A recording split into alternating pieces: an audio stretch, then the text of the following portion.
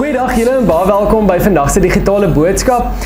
Julle, so hierso gebeur nogals opwindende dinge die tyd van die jaar by die kerk. Ons het 'n Kersmark in die Klipkerk waar daar baie lekker goedjies gekoop kan word. So kom koop vir jou ietsie daarso by die Klipkerk en dan die 21ste Desember 5:30 vir 6uur. 21 Desember 5:30 vir 6uur het ons Carols by Candlelight of Kersliedere by Kerslig. Jy bring 'n kampstoel, piknikkombers, piknikmandjie, kom koop vir jou ietsie om te eet hier, 'n pannekoek, 'n koffie en dan hou ons 'n lekker piknik en sing 'n paar Kersliedere saam. En dan het ons ook op Kersdag is daar 5 dienste. So daar's 'n 6uur, 6:30 diens, 6:30, 8uur en 9:30 diens. So hierdie 6:30, 8uur en 9:30 dienste is in die Groot Kerk, maar daar's ook nog 2 dienste, 8uur en 9:30 in die Klipkerk. 2 verskillende dominees, 2 verskillende boodskappe, so ons hoop ons sien jou ook daar. En dan is ons nou natuurlik in die Adventtyd en ons is by die 4de Sondag van Advent wat liefde is. En ons steek ook vandag die liefdekers aan. En ons tema vandag is ook liefde in die wag. Maar voordat ons begin, kom ons bid eers saam. Liewe Here, baie dankie vir hierdie dag en vir die wonderlike voorreg om te weet dat ons afhanklik van U kan wees. Dankie dat ons weet dat U lief is vir ons en dat ons eintlik ook net kan lief hê omdat U ons eerste lief gehad het. Here, kom breek hierdie teks vir ons oop en kom maak ons ontvanklik vir dit wat U vir ons wil kom sê. Ons bid dit in U naam alleen. Amen.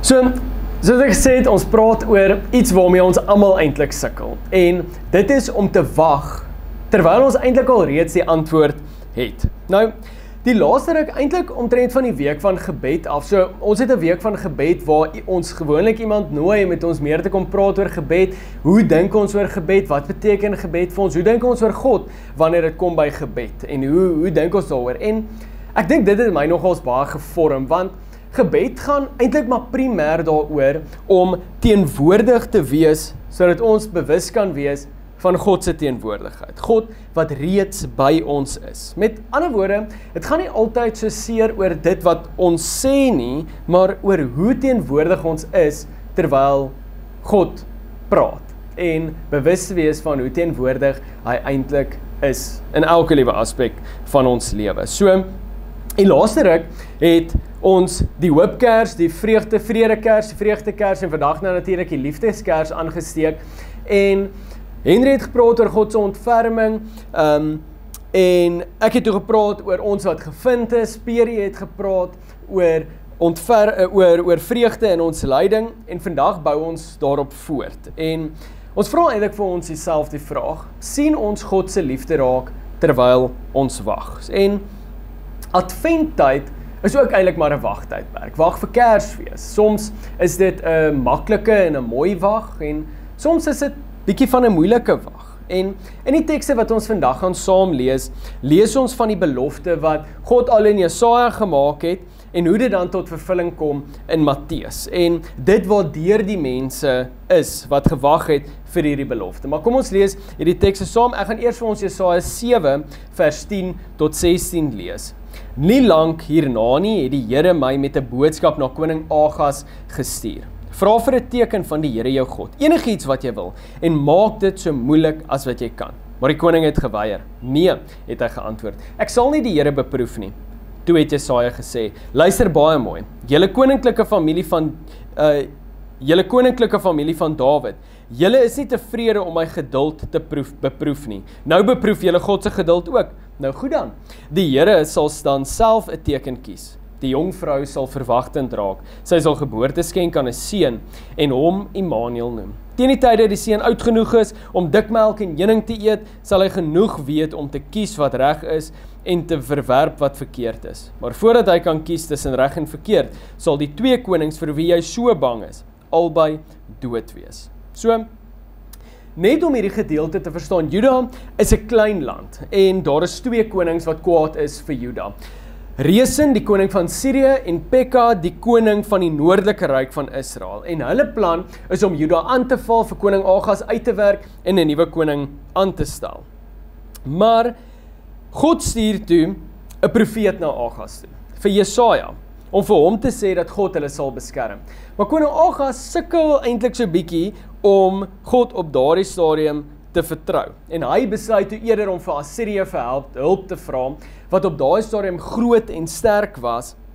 So, eintlik is Agaz hier besig om menslike plannetjies te beraam, in plaas daarvan om op God se plan te vertrou. So, Jesaja gaan dan na koning Agaz toe en sê vir hom, vra vir 'n teken van die Here jou God, enigiets wat jy wil en maak dit so moeilik as wat jy kan. En Agaz sê, nee, ek gaan nie die Here beproef nie. En dit is hier waar dit vir my ook so 'n bietjie moeilik geraak het om te verstaan, want my eerste gedagte was, maar dis aan goed van Agaz, ons moet eintlik die Here toets en hom op die proef stel nie, maar hierdie is eintlik net so 'n bietjie onsekerheid en oneerlikheid van Agaz. Hy het self besluit dat hy nie die Here gaan vertrou nie, en hy gaan ook die beheer verloor oor hierdie situasie nie. Hy wil in beheer wees. Maar ten spyte van al hierdie, kom God toe in elk geval en gee vir hulle die teken. En die teken is dat 'n jong vrou verwagtend sal word en 'n seun sal hê. En sy sal daardie seun Immanuel noem. Nou wie hierdie jong vrou presies is bietjie onseker, maar dit is nie wat belangrik is hierson nie. Wat belangrik is wie hierdie seun is en wat hierdie seun se naam is. So, in Jesaja se tyd is Immanuel heel moontlik 'n seun wat toe of direk daarna gebore is, en sy naam was Immanuel. God is met ons, of God by ons. En elke keer wat Agaz dan aan hierdie kind sou dink, sal hy bewus wees van sy wantroue en ongeloof in God. En Agaz word in effek eintlik oorgelewer deur sy besluit aan die oordeel. Want hierdie was 'n teken vir die volk van Juda en vir koning Agaz dat God by hulle sal wees. Selfs voordat hierdie kind groot is, God sal die mag van Resen en Pekah wegvat en al hulle mag van hulle wegvat. So, en dit is toe presies en toelaat en nie toelaat dat hulle dan Juda vernietig nie. En dit is presies wat toe gebeur het. So, wat ons eintlik hier raak sien is dat selfs voordat die kind gebore is, die kind het nie mag in sy teenwoordigheid nie, maar dit maak ons bewus dat God reeds teenwoordig is en dat hy wel vir ons tekens sal gee. Maar hier kom nou 'n interessante ontwikkeling van hierdie hele term van God by ons en ook na die volgende teks toe in Matteus, want hierdie belofte van God is met ons of God by ons word nie vir die eerste keer in Jesaja genoem nie. Van vroeg in die Bybel beloof God al dat hy by sy mense sal wees. God was by Jakob gewees om vir hom moed te gee. God was by Josef toe hy swaar gekry het. God was by Israel op hulle pad na die beloofde land toe. God het beloof om by hulle te wees, selfs in die stryd. Of eintlik juis in die stryd om by hulle te wees. So, hierdie God by ons raak 'n Dawids belofte. Dat God sê in 2 Samuel 7 vers 9 ook, ek was by jou oral waar jy gegaan het, en ek het al jou vyande vernietig. Ek het jou naam beroemd gemaak oor die hele aarde. Van toe af het God by ons 'n kenmerk van Dawid en sy koningshuis geword. Mense het selfs gebid dat God by Salomo sal wees, soos hy by Dawid was. Dawid het selfs op sy doodsbed gesê, is my huis nie so by God nie, wat beteken dat hy sê, God was by hom, God is aan sy kant. En in Psalm 46 word God by ons vir ons 'n lied. En dan het ons in Jesaja 7 gesien, hoe hierdie belofte nooit verdwyn het nie, dat God altyd by hulle sal wees. En dan kom ons nou by Matteus 1, vers 18 tot 25, en ek lees dit gou vir ons. Dit is hoe Jesus Christus gebore is in Maria, sy ma. Sy was verloof aan Josef, nog voor hulle getroud is en hulle intiem verkeer het. Het dit geblyk dat sy verwagtend was deur die Heilige Gees. Josef, haar verloofde, was in 'n dilemma. Aan die een kant was hy 'n wetsgehoorsame man en aan die ander kant wou hy haar die openbare skande spaar. Daarom het hy hom voorgenem om die verloving privaat te verbreek. Met hierdie dinge in gedagte het hy in die slaap geraak. Daarom verskyn 'n engel van die Here in 'n droom aan hom en sê: Moenie huiwer nie om voort te gaan met jou huwelik met Maria nie. Die kindjie wat sy dra, is verwek deur die Heilige Gees. Sy sal aan 'n seun geboorte gee en jy moet hom Jesus noem, want hy sal sy volk van hulle sondes red.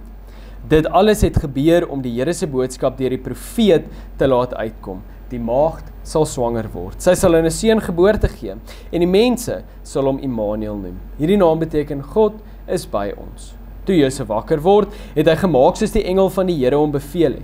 Hy het Maria, sy vrou, by hom in die huis geneem, maar hy het nie intiem met haar verkeer totdat haar seun gebore is nie. En hy het hom Jesus genoem. So hierdie belofte van Immanuel, God by ons, word direk nou hier op Jesus toegepas. Die seun aan wie Maria geboorte sal gee, sal Immanuel genoem word. God by ons. So hierdie verhaal ken ons baie goed.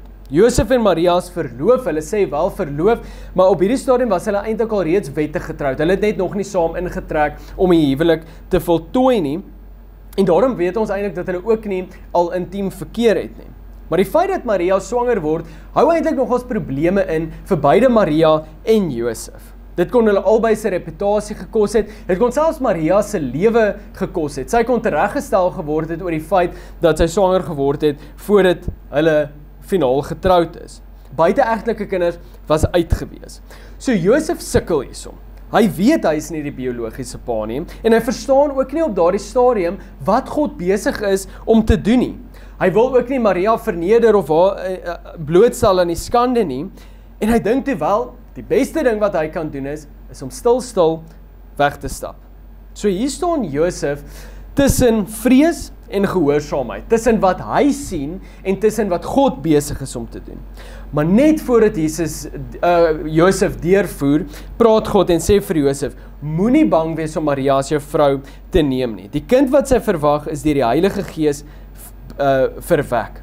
So op hierdie stadium, God verduidelik nie alles in die diepste detail vir Josef nie, maar hy gee hom genoeg om te vertrou. En die engel verskyn aan Josef en sê vir hom twee belangrike dinge. Jy moet hom Jesus noem, want hy sal sy volk van hulle sondes red. Jesus se naam sê, hy doen iets, hy red. En die tweede belangrike ding is, Immanuel, God by ons. Wat Jesaja beloof het, is besig om nou te gebeur. God is nie net by die volk van Juda en die hele stam van Dawid deur tekens nie, maar God is nou self teenwoordig in Jesus. En Josef doen toe presies wat die engel sê en trek saam met Maria in, beskerm haar en hy wag en hy vertrou God se woord. En met Josef se wag sien hy God se liefde raak in die wag. God is nie net by sy mense nie, maar God kom self na sy mense toe. Omdat Jesus self God is, beteken dit God is met ons. En God is vandag nog by ons teenwoordig deur die Heilige Gees wat hy vir ons as 'n helper gestuur het. En dan om waar hierdie belofte vandaan kom, ook klaar te maak, in Openbaring 21 en selfs 22, kom dieselfde belofte voor, wat dan spesifiek in Openbaring 21 vers 3 tot 4 sê, God sal by die mense woon. Hiermee weet ons ook, dat God is vandag nie meer net by ons of langs ons nie, maar hy leef ook in ons. So, as ons nou dink aan hierdie twee tekste, in Jesaja 7 is die volk bang, in Matteus 1 is Josef bang. Agas vertrou nie God nie, Josef verstaan nie alles nie. God gee tog 'n teken vir Agas, en God gee nie net vir in Matteus se teken nie, maar hy bring 'n kind. Wat in Jesaja 'n belofte was, word in Matteus 'n werklikheid. En baie van ons sukkel met hierdie selfde ding, en sien nie altyd die liefde daarvan raak as ons wag nie. En ons sukkel hiermee, nie omdat God stil is nie, maar omdat ons sukkel om te wag. Ons bid, ons vra, ons soek 'n antwoord, ons raak ongeduldig en dan gaan ons kop dadelik na die ding toe, God is ver, hy hoor ons nie, hy doen niks nie. En ek is seker daarvan, een en elkeen van ons kan met Josef en met koning Agas vereenselwig. Ons sal self probeer, want ek kan nie wag nie. Of die Here sê net vir my hoekom, asseblief. Josef het nie die antwoord nie. Hy verstaan ook nie wat gaan gebeur nie. En ons kan baie keer sê, maar dit was makliker vir hierdie mense gewees. Maar ek dink tog nog steeds nie, dit was so duidelik vir hulle gewees. Hulle moet ons nog steeds God vertrou het en die besluit geneem het om God te vertrou. En ons sukkel eintlik hoofsaaklik daarmee om te vertrou, omdat ons sukkel om beheer te verloor. En ons sukkel regtig om God se liefde raak te sien in die wag. En in hierdie adventtydperk leer ons iets anders. God sê, ek is by jou. En ons sê, Here, gee vir my nog 'n teken, daardie een was nie goed genoeg nie. God sê, vertrou my. En ons sê, Here, wys my eers dat dit gaan werk. God sê, wag. En ons sê, Here, hoekom gebeur daar niks nie? En hierdie is nie ongeloof in God se bestaan nie, maar net ongeloof in God se tyd. Nou, ek wil julle glad nie laat skuldig voel nie, want ek is ook skuldig aan al hierdie dinge. Maar wat ons moet besef is dat met Jesus sê God, ek is nie ver nie, ek is nie afwesig nie, ek wag saam met jou. Dis soos as ons iets in die mikrogolf sit. Ons sien op die boks staan daar, hierdie ding moet 3 minute in die mikrogolf wees. En ons stik 1, 2, 3 minute en ons sit dit in en ons staan rond en dan wonder ons, ag, kom ek kyk gou of hy reg, maak die mikrogolf oop, kyk of dit reg is en ons sien nog nie reg nie. Dit wat nou 3 minute moes gevat het, vat nou ewe skielik 5 minute omdat ons nie kan wag nie. En iets wat ons dalk eerder moet doen is om eerder te kyk na wat staan op hierdie boks. Hoekom moet dit 3 minute wees? En dan sal ons dalk iets van God se liefde raak lees op daardie boks. As ons hierdie mikrogolf ooptrek, dan doen ons dit as ons in 'n paniek is. As ons self probeer beheer vat, as dit wat God reeds vir ons kom sê het, ons nog nie heeltemal kom vertrou nie. Advent kom sê ook nie vir ons dat God dalk eendag sal kom nie. Advent kom sê vir ons, God is reeds by ons. Ons wag nie meer vir antwoorde nie, maar ons leer om te vertrou in die antwoord dat God reeds by ons is. Soms moet ons net bietjie verder lees op die boks, soos ons al reeds gesê het. En my pleit vandag is dat ons almal op so 'n plek in ons lewe sal kom waar ons weet dat God reeds teenwoordig is. Hy is saam met ons in hierdie stryd. Hy is by ons, hy is met ons, maar ook nie net dit nie. God is in ons. Immanuel, God is by ons, selfs wanneer ons nie vertrou of verstaan nie. Mag julle God se teenwoordigheid regtig beleef in hierdie adventtydperk. Kom ons bid saam. Liewe Here, dankie dat U by ons is, selfs wanneer ons twyfel. Selfs wanneer ons dieselfde doen as koning Agas, wanneer ons nie eers na U toe gaan nie, maar wat ons eers beheer in eie hande probeer neem. Here, help ons om oor te gee. En Here, U weet hoe moeilik dit vir ons is om alles net oor te gee. En ons kom vra vir U om ons regtig daarmee te kom help. Dankie dat ons in hierdie tyd meer bewus kan wees wat U vir ons doen en bewus kan wees van U teenwoordigheid. Mag ons ook wanneer ons bewus is van U teenwoordigheid, ook teenwoordig wees in daai oomblik. Here, baie dankie dat U vir ons U seun gestuur het, sodat ons nie sal vergaan nie, maar die ewige lewe sal hê as ons in U glo. Mag ons al ons hoop op U stel en regtig U liefde raak sien in die wag. Ons bid dit in die groot en heilige naam. Amen.